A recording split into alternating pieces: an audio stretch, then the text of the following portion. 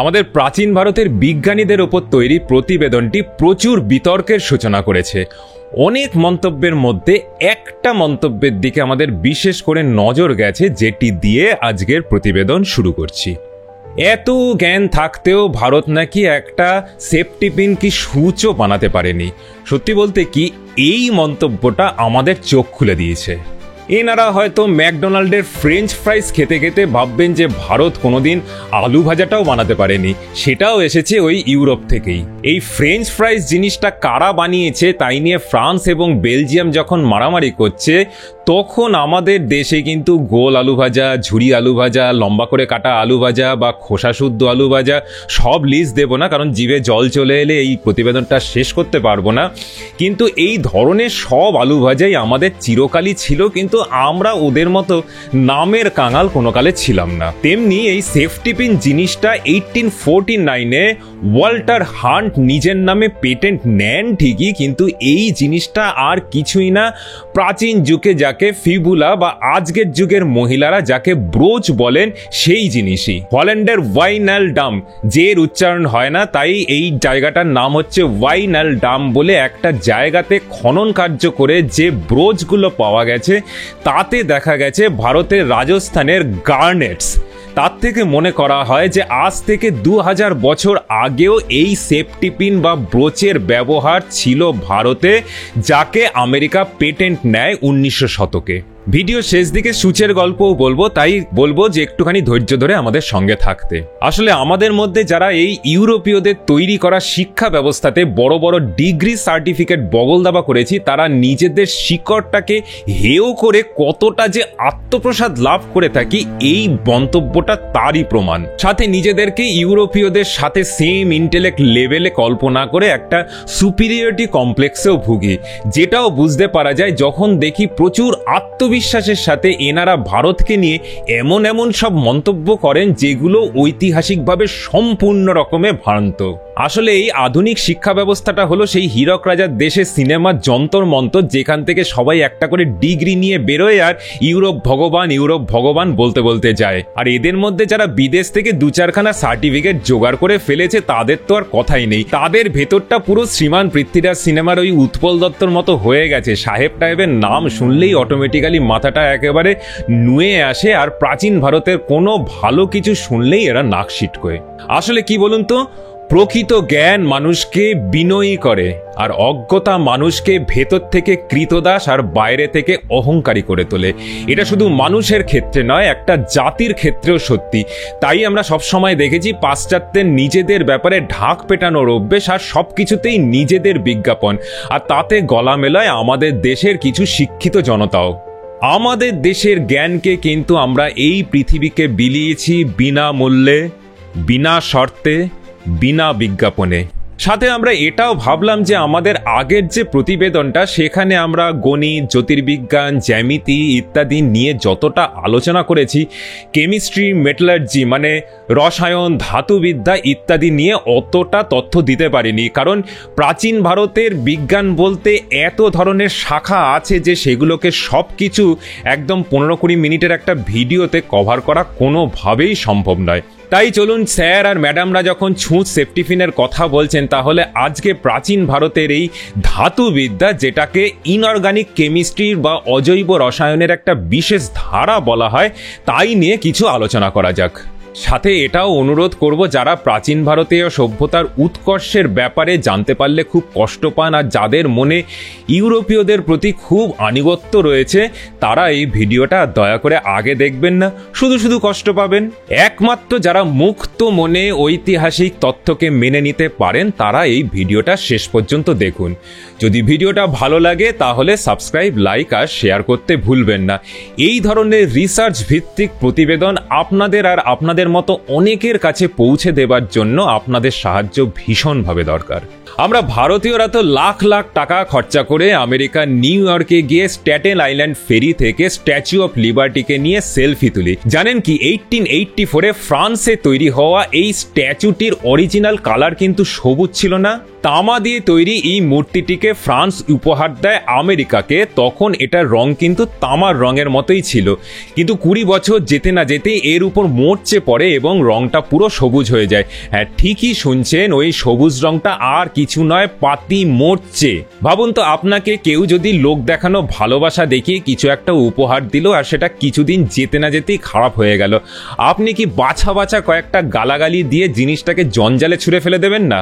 France কিন্তু আমেরিকাকে সেই ধরনের একটা অত্যন্ত নিম্নমানের একটা উপহার দিয়েছে, কিন্তু আমেরিকা সেই জঞ্জালে ফেলার মতো জিনিসটাকেই বেচে দিল বিশ্বের বাজারে, আর আমরা ভারতীয়রা সেখানে গিয়ে সেলফি তুলি দাঁত বের করে। আসলে পাশ্চাত্য মানেই হলো মধ্যমানের মেধা, নিম্নমানের প্রোডাক্ট আর উচ্চমানের বিজ্ঞাপন। 150 বছর আগে ইউরোপ জানতো না মরচে কি করে আটকাতে হয়, আর এই ব্যাপারে আমাদের দেশের জ্ঞান ছিল 1500 বছরেরও বেশি আগে। অ্যালয় বা মিশ্র ধাতু বানানোর উন্নত টেকনোলজি আমাদের দেশে ছিল যিশুর জন্মের বহু আগে। যেমন মনসারা শাস্ত্রতে আজকের দিনের আর্কিটেকচার ইঞ্জিনিয়াররা যা যা পড়ে, যেমন নগর পরিকল্পনা, বাড়ি বানানো, সেতু বানানো ইত্যাদির বিষয় বিস্তৃতভাবে লেখা আছে। এটি এত উন্নত মানের ছিল যে তার থেকে তৈরি তরোয়াল ছিল সারা পৃথিবী বিখ্যাত। ধারালো, টেকসই এবং শক্তিশালী এই স্টিল এমন ছিল যে এর ব্যাপারে অনেক কাল্পনিক গল্প শোনা যায় যে এই স্টিল দিয়ে তৈরি তলোয়ার নাকি একসাথে 3 জনের শরীরকে চিরে দিতে পারে। শোনা যায় আলেকজান্ডার নাকি ভারত থেকে প্রচুর পরিমাণে স্টিল নিয়ে গেছিল, কারণ সারা পৃথিবীতে তখন শুধু নয়, গত 150 বছর আগে পর্যন্ত স্টিল তৈরি করবার টেকনোলজি একমাত্র এই ভারতেই ছিল। আর ওদের তৈরি শিক্ষা ব্যবস্থাতে আমরা ভারতীয়রা মাইকেল ফ্যারাডেকে নিয়ে নাচানাচি করি, যিনি হলেন পরীক্ষা হলে সেই ছাত্রটির মতো যিনি পাশের থেকে টুকলিটাও ঠিকঠাক করে উঠতে পারেন না। ইউরোপের বাকি বিজ্ঞানীরা অ্যাটলিস্ট ভারতের জ্ঞানগুলোকে টুকলি ভালো করেছিল নিজের নামটা ছেপে লেখার আগে, কিন্তু ফ্যারাডে সেইটুকুও করে উঠতে পারেননি। এক সময় ভারত ছিল ধাতু রপ্তানিতে বিশ্বের সর্বপ্রথম, ধারে কাছে অন্য কেউ ছিল না। রোমান রাজত্ব থেকে শুরু করে অটোমান রাজত্ব, মিশরের মামলুক রাজত্ব, সব বিভিন্ন জায়গাতে ভারতের ধাতু রপ্তানি হতো।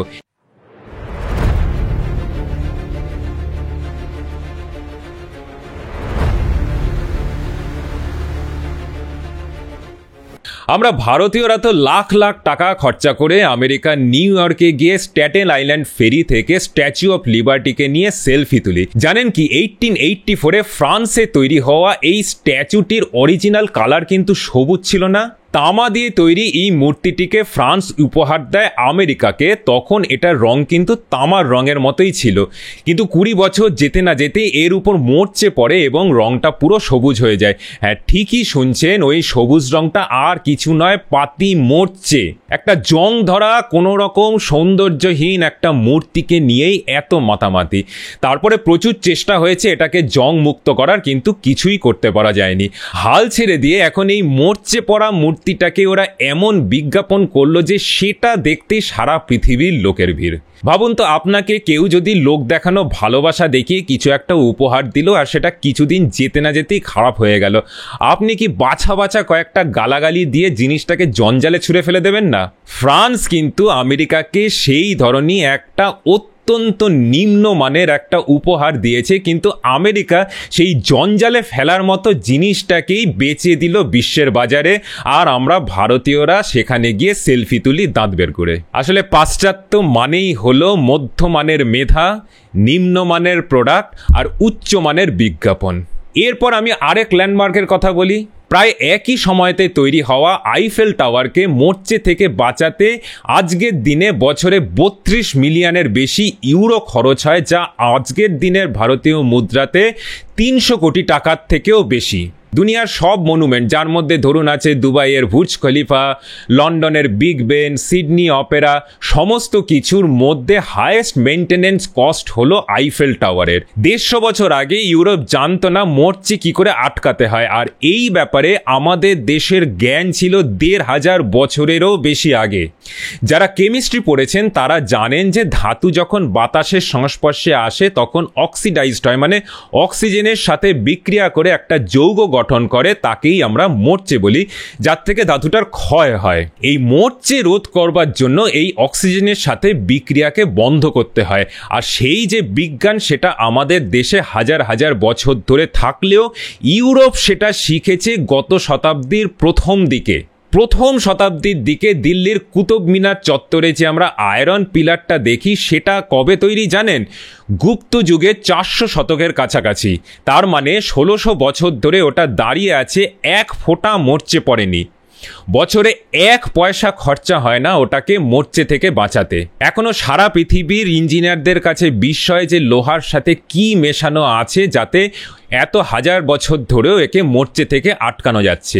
আইআইটির প্রফেসর আর বালাসুব্রামণিয়ামের মতো কেউ বলেন যে এখানে লোহার সাথে ফসফরাসকে মেশানো হয়েছে যার জন্য মরচে পড়ে না, কিন্তু কিভাবে করা হয়েছে তা আজও রহস্য। এই ব্যাপারে আজকের দিনে অনেক রিসার্চ চলছে, যেদিন এর উত্তর পাওয়া যাবে সেদিন সারা পৃথিবীর ধাতু বিজ্ঞান যা আজকের দিনে আপনার আমার প্রতিটি মানুষের জীবনে প্রভাব ফেলে সেটাতে বিপ্লব আসবে। এর আশেপাশে অনেক মন্দির ভেঙে দিয়েছিল কুতুবুদ্দিন আইবকের মতো বহিরাগত জঙ্গলি বর্বররা, কিন্তু এই পিলারটাকে কিছু করতে পারেনি। এই রকম অনেক জিনিস ধ্বংস হয়েছে জঙ্গলিদের হাতে, কিন্তু যা রয়ে গেছে সেইগুলোর পেছনের বিজ্ঞানকেও যদি আমরা খুঁজে নিয়ে আসতে পারি তাহলে হয়তো আজকের পৃথিবী আমাদের প্রাচীন ভারতের মতোই উন্নত হতে পারবে। কিন্তু তার জন্য সবচেয়ে আগে যেটা চাই যে আমাদের ভারতবাসীদের এই ইউরোপীয়দের প্রভু ভাবাটা বন্ধ করা। শুধু এই লৌহ মিনারটি নয়, আমাদের দেশে অ্যালয় বা মিশ্র ধাতু তৈরির বিজ্ঞান কয়েক হাজার বছর ধরে ছিল। পঞ্চলোহা বলে এক ধরনের অ্যালয় যা সোনা, রূপা, তামা, লোহা এবং জিঙ্ক দিয়ে তৈরি হতো, যার থেকে তৈরি মূর্তিতে কোনো দিন মরচে পড়ে না। 900 শতক থেকে 1300 শতকে চোল রাজবংশের সময়তে বিভিন্ন মন্দিরে যে ধাতব মূর্তি আমরা দেখি তাতে কোনো দিন কোনো মরচে পড়েনি, সহস্রাব্দ ধরে টিকে আছে। ব্রিটেনের হ্যালি বেয়ারলির মতো মেটালার্জিস্ট তো স্টেইনলেস স্টিলের মতো মিশ্র ধাতু আবিষ্কার করেছে 1913-তে, যার পর মরচে ছাড়া কি করে ধাতব জিনিস বানানো যায় এই ব্যাপারে ইউরোপ একটু দিশা পেয়েছে।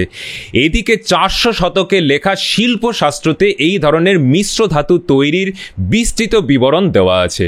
যদিও গুপ্ত আমলে এটি লেখা হয়েছে, তবু কোনো বিজ্ঞানী মনে করেন যে এত অত্যাধুনিক পদ্ধতির কথা এখানে লেখা আছে সেগুলো হঠাৎ করে তৈরি হয়নি। এই ট্র্যাডিশন আমাদের দেশে অনেক পুরনো, মানে ধরতে গেলে অ্যালয় বা মিশ্র ধাতু বানানোর উন্নত টেকনোলজি আমাদের দেশে ছিল যিশুর জন্মের বহু আগে। যেমন মনসারা শাস্ত্রতে আজকের দিনের আর্কিটেকচার ইঞ্জিনিয়াররা যা পড়ে, যেমন নগর পরিকল্পনা, বাড়ি বানানো, সেতু বানানো ইত্যাদির বিষয় বিস্তৃতভাবে লেখা আছে। খ্রিস্টপূর্ব 1ম শতক থেকে লেখা শুরু এই মনসারা শাস্ত্র পূর্ণ আকার প্রায় 700 শতকে। ব্রিটিশ ইন্ডিয়ার কোম্পানি অস্টেন চেম্বারলেন আর রামরাজা বলে ব্যাঙ্গালোরের একজন একাধারে বিচারক এবং স্কলার প্রথমবার এর সারমর্ম উদ্ধার করার কাজ শুরু করেন। সেটা 1900 শতকের শেষ দিকে। এছাড়াও 1100 শতকে লেখা রসরত্ন সমুচ্চয়া বলে একটি সংস্কৃত বইতে ধাতুর পিউরিফিকেশন, প্রিজার্ভেশনের বিস্তারিত তথ্য দেওয়া আছে। আধুনিক যুগের পিকে আচার্য এবং অস্ট্রেলিয়ার মেলবোর্ন ইউনিভার্সিটির জর্জ মিশেল এই মনসারা শাস্ত্রের পুরো অর্থ উদ্ধারের কাজ করছেন। এনাদের কাজ শেষ হলে হয়তো আজকের মেটালার্জি এক ধাপে প্রাচীন ভারতের মতো উন্নত হয়ে উঠতে পারবে। উত্তর ভারতের এই লৌহ মিনারের কথা তো বললাম, কিন্তু এই মিশ্র ধাতুর তৈরি টেকনোলজি যে কত উন্নত ছিল সেটা বোঝা যায় যখন আমরা উড স্টিলের কথা জানতে পারি। দক্ষিণ ভারতের উক্কু এবং সংলগ্ন জায়গাতে তৈরি বলে ব্রিটিশরা এর নাম দিয়েছিল উড স্টিল। এটি এত উন্নত মানের ছিল যে তার থেকে তৈরি তরোয়াল ছিল সারা পৃথিবী বিখ্যাত। ধারালো, টেকসই এবং শক্তিশালী এই স্টিল এমন ছিল যে এর ব্যাপারে অনেক কাল্পনিক গল্প শোনা যায় যে এই স্টিল দিয়ে তৈরি তলোয়ার নাকি একসাথে 3 জনের শরীরকে চিরে দিতে পারে বা পাথরকেও কেটে ফেলতে পারে। ক্রুসিবেল পদ্ধতি মানে একটা বিশাল পাত্রে এই স্টিল তৈরি হতো লোহার সাথে কার্বনকে অত্যাধুনিক পদ্ধতিতে মিশিয়ে এক মিশ্র ধাতু তৈরি করে। তার উপর খুব সুন্দর একটা ঢেউয়ের ডিজাইন তৈরি হতো। শোনা যায় আলেকজান্ডার নাকি ভারত থেকে প্রচুর পরিমাণে স্টিল নিয়ে গেছিল, কারণ সারা পৃথিবীতে তখন শুধু নয় গত 150 বছর আগে পর্যন্ত স্টিল তৈরি করবার টেকনোলজি একমাত্র এই ভারতেই ছিল। যিশুর জন্মের 300 বছর আগে কৌটিল্যের অর্থশাস্ত্রতে স্টিলের কথা লেখা আছে। প্রাচীন গ্রিক এবং রোমানরা এই ভারত থেকে আমদানি করা স্টিলকে বলতো সেরিক স্টিল, ল্যাটিন ভাষাতে যাকে বলা হতো ফেরাম ইন্ডিকাম, মানে হলো ভারতের লোহা। জানা যায় যে রোমান রাজস্বের একটা বিরাট অংশ ব্যয় হতো এই স্টিল ক্রয় করতে। রোমান ভাষাতে লেখা প্লিনি দ্য এল্ডার, যা ছিল রোমান ভাষাতে সেই সময়তে লেখা সবচেয়ে বৃহত্তম ঐতিহাসিক দলিল, সেখানে বলা আছে যে প্রাচীন রোম বছরে 10 কোটি স্বর্ণমুদ্রা ব্যয় করত শুধুমাত্র ভারতের স্টিল সহ বিভিন্ন ধাতু আমদানি করতে। শুধু তখন ওয়ার্ল্ড জিডিপির মানে সারা পৃথিবীর সম্মিলিত সম্পদের 40% ভারতে ছিল না। এর পেছনে ছিল ভারতের উন্নত মানের বিজ্ঞান এবং টেকনোলজি। ভারত থেকে এই স্টিল আরব জগতে রপ্তানি হতো। আরব জগতে একে বলা হতো হিন্দোবানি লোহা। বিজ্ঞান, অঙ্ক, পদার্থবিদ্যার মতো শাখা যার জন্ম এই ভারতের যিশুর জন্মের বহু আগে, তা গিয়ে পৌঁছতো আরব দুনিয়াতে, আর ইউরোপের সেই জ্ঞানের সাথে পরিচয় হতো আরবদের থেকে। তাই তারা ভারতের থেকে সব বিষয় 1000 বছরে পিছিয়ে থাকতো। 1000 শতকের পর থেকে তেমনি এই উড স্টিলের সাথে ইউরোপের পরিচয় ঘটে ক্রুসেডের সময়তে, যখন খ্রিস্টান আর মুসলিম দুনিয়াতে দখলদারি নিয়ে যুদ্ধ চলছিল। ভারতের তৈরি স্টিলের এই তলোয়ারকে আরবদের সিরিয়াতে ব্যবহার করতে দেখে ইউরোপীয়রা এর নাম দিয়েছিল দামাস্কাস স্টিল। দামাস্কাস হলো সিরিয়ার রাজধানী, যদিও তারা জানতো না যে এই স্টিলের তরোয়ালের আসল উৎস হলো ভারত। ডক্টর জেডি ফারহোভেন তার বইতে লিখে গেছেন যে কিভাবে ভারতের উড স্টিল আরব দুনিয়াকে শক্তিশালী করেছিল খ্রিস্টানদের বিরুদ্ধে লড়তে। অবশেষে চতুর্থ ক্রুসেডের পর মুসলিমদের জয় হয় এই ভারতের তৈরি স্টিলের অস্ত্রের জোরেই। তার লেখাতে পাই যে ভারতীয় স্টিলে তৈরি এই তলোয়ারকে বলতে গেলে ম্যাজিক্যাল বলে মনে হয়েছিল ইউরোপীয়দের। সেই সময়েরই একজন ইউরোপিয়ান নাইট লিখেছিল যে ড্রাগনের পাখার মতো ধারালো প্রাচ্যের এই তরোয়াল আমাদের সব অস্ত্রকে কাবু করে দেয়। এই স্টিলকে অনুকরণ করার চেষ্টা ইউরোপ 1000 বছর ধরে করেছে, কিন্তু অকৃতকার্য থেকেছে। মাইকেল ফ্যারাডে, যাকে মেটালার্জি বা ধাতু বিজ্ঞানের জনক বলে ইউরোপিয়ানরা ড্রাম পেটায়, সেই মাইকেল ফ্যারাডে এবং তার সহযোগী জেমস স্টোডার্ট 1900 শতকের প্রথম দিকে এই ভারতীয় স্টিলের ওপর গবেষণা করেন প্রায় 10 বছরের বেশি সময় ধরে, এবং সেটা বানানোর চেষ্টা করেন, কিন্তু একই রকমভাবে অকৃতকার্য থাকেন। ভারত দখলের পর ব্রিটিশরা যখন দেখলো যে কোনোভাবেই এই স্টিলকে তারা তৈরি করতে পারছে না, তখন তারা সেটাই করলো যা ওরা করেছে আমাদের তাঁত শিল্প, রেশম শিল্পের সাথে। এই স্টিল ইন্ডাস্ট্রিকে গায়ের জোরে ধ্বংস করলো, যাতে নিম্নমানের বস্ত্র সহ নিম্নমানের স্টিল ওরা বেচতে পারে। আর ওদের তৈরি শিক্ষা ব্যবস্থাতে আমরা ভারতীয়রা মাইকেল ফ্যারাডেকে নিয়ে নাচানাচি করি, যিনি হলেন পরীক্ষা হলে সেই ছাত্রটির মতো যিনি পাশের থেকে টুকলিটাও ঠিকঠাক করে উঠতে পারেন না। ইউরোপের বাকি বিজ্ঞানীরা অ্যাটলিস্ট ভারতের জ্ঞানগুলোকে টুকলি ভালো করেছিল নিজের নামটা ছেপে লেখার আগে, কিন্তু ফ্যারাডে সেইটুকুও করে উঠতে পারেননি। অথচ আমাদের ভারতের এই ধাতুবিদ্যার গৌরবময় অধ্যায়ের কথা আমরা স্কুলে পড়ি না। পরবর্তীকালে ইলেকট্রোকেমিস্ট্রির ওপর ফ্যারাডে কিছু ফর্মুলা দিয়ে গেছেন বটে, কিন্তু তিনি যে ভারতের ইস্পাত রহস্যকে ভেদ করতে একদম লেজেগোবরে হয়েছিলেন এটা যেমন সত্যি, তেমনি এটাও সত্যি যে ইউরোপ সত্যিকারের উন্নত মানের মেটালার্জি শিখতে ওদের লেগে গেছিল বহুদিন, যেটা ওদের শুরু হয়েছিল জাস্ট আজকে থেকে 100 কি 150 বছর আগে। এ তো গেল শুধু মিশ্র ধাতু বানানোর কথা, এতেই ভিডিওটা এত লম্বা হয়ে গেল। এখনো কত কিছু বলার বাকি আছে। মেটাল এক্সকাভেশনের ইতিহাস জানলে তো একদম চমকেই যাবেন। খনি থেকে ধাতু আহরণ করার ব্যাপারে ভারত কিন্তু ইউরোপের থেকে বহু এগিয়ে। পৃথিবীর প্রাচীনতম জিঙ্কের খনি ছিল রাজস্থানের জওয়ার জায়গাতে, যেখান থেকে জিঙ্ক আরোহণ করা হতো খ্রিস্টের জন্মের 750 বছর আগে। ইউরোপ সেখানে জিঙ্ক এক্সকাভেশন করতে শুরু করে তারও 2000 বছর পরে, মানে 1700 শতকে। এই রাজস্থানেরই ক্ষেত্রী তামার খনি থেকে তামা আহরণ করা হতো হরপ্পা সভ্যতার সময়, মানে যিশুর জন্মের 3000 বছর আগে। এক সময় ভারত ছিল ধাতু রপ্তানিতে বিশ্বের বিশ্বে সর্বপ্রথম ধারে কাছে অন্য কেউ ছিল না। রোমান রাজত্ব থেকে শুরু করে অটোমান রাজত্ব, মিশরের মামলুক রাজত্ব, সব বিভিন্ন জায়গাতে ভারতের ধাতু রপ্তানি হতো। একদিকে চীন আর অন্যদিকে আফ্রিকা সহ বিস্তৃত অঞ্চলে তখন সোনা, রূপা, তামা, লোহা এই সমস্ত ধরনের ধাতু আর ধাতু থেকে তৈরি মিশ্র ধাতু দ্রব্যের জন্য ভারতের উপর নির্ভরশীল ছিল সারা বিশ্ব। কারণ এই ধাতুবিদ্যার মতো উন্নত মানের বিজ্ঞান একমাত্র ভারত ছাড়া আর কোথাও ছিল না। একদম শেষে আসি ম্যাডামের কথাতে, যিনি বলেছেন ভারত নাকি একটা ছুঁচো বানাতে পারেনি। মেহেরগড়ে যে হরপ্পা সভ্যতার নিদর্শন পাওয়া গেছে তার থেকে জানা যায় যে সেই সময়তে শুধু উন্নত নগর ব্যবস্থা, টয়লেট আর পয়ঃপ্রণালী ছিল তাই নয়, এখানকার লোকজন তাঁত বস্ত্র ব্যবহার করত, চরকা দিয়ে তাঁত বুনত এবং তার উপরে নানা রকম সূচিকর্ম ফুটিয়ে তুলত আজ থেকে 5000 বছর আগে। ছুঁচ ছাড়া সূচিশিল্প কীভাবে হয় সেটা তো ম্যাডামই বলে দিতে পারবেন। মানে আপনাদের মতো যারা যারা মনে করেন যে সূঁচ থেকে শুরু করে ইউরোপে সমস্ত কিছু আবিষ্কার হয়েছে, তাদের বলি যে আপনাদের প্রভুরা যখন জীবজন্তুর ছাল গায়ে জড়িয়ে ঘুরে বেড়াতো তখন সেই যুগে আমাদের দেশে বস্ত্রশিল্প আর তাতে সূচি শিল্পও ছিল, যা সেই যুগের ভারতীয়দের বিজ্ঞানী শুধু নয় শিল্পবোধকেও প্রমাণ করে। আলেকজান্ডারের সৈন্যবাহিনীর এই তাঁতবস্ত্র এত পছন্দ হয়ে যায় যে তারা প্রচুর পরিমাণে তাঁতবস্ত্র নিয়ে যায় তাদের দেশে এবং তার সাথে সাথে গ্রিক সভ্যতার পরিচয় ঘটে তাঁতবস্ত্রের সাথে। এই তাঁতবস্ত্র রোমের নারীদের এত প্রিয় ছিল যে সেই প্লিনিতেই লেখা আছে যে রোমান সাম্রাজ্য বছরে 2 কোটি স্বর্ণমুদ্রা ব্যয় করত এই তাঁতবস্ত্র কেনার জন্য। এবার বুঝছেন তো ভারত কেন এত সম্পদশালী দেশ ছিল আর সেই জন্যেই সমস্ত বহিরাগতরা কেন বারবার ভারতকেই আক্রমণ করত। এই প্রাচীন ভারতের ঋষিদের বিজ্ঞান আমাদেরকে সেই জায়গাতে নিয়ে গেছিল যে আমাদের দেশে তাঁতশিল্পী সহ শিল্পকার, কর্মকার এবং বিভিন্ন জীবিকার মানুষ বিভিন্ন দেশের থেকে ফরেন এক্সচেঞ্জে আয় করত আর দেশকে সম্পদশালী বানাতো। এরপরেও জানি কিছু কিছু মানুষ বলবেন প্রাচীন ভারত মানেই জাতিভেদ, কুসংস্কার ইত্যাদি ইত্যাদি। তাদের জন্য আমাদের থাকলো বুক ভরা সমবেদনা। আজকের মতো বিজ্ঞান এপিসোড নিয়ে আমাদের কথা ফুরোলো সময়ের অভাবে। নোটে গাছ কিন্তু মরবে না, আরও এই ধরনের অনেক বিজ্ঞানধর্মী বিষয় নিয়ে আমরা পরবর্তী ভিডিওতে আসব। ভালো লাগলে লাইক, শেয়ার আর সাবস্ক্রাইব করতে ভুলবেন না। নমস্কার, ভালো থাকবেন।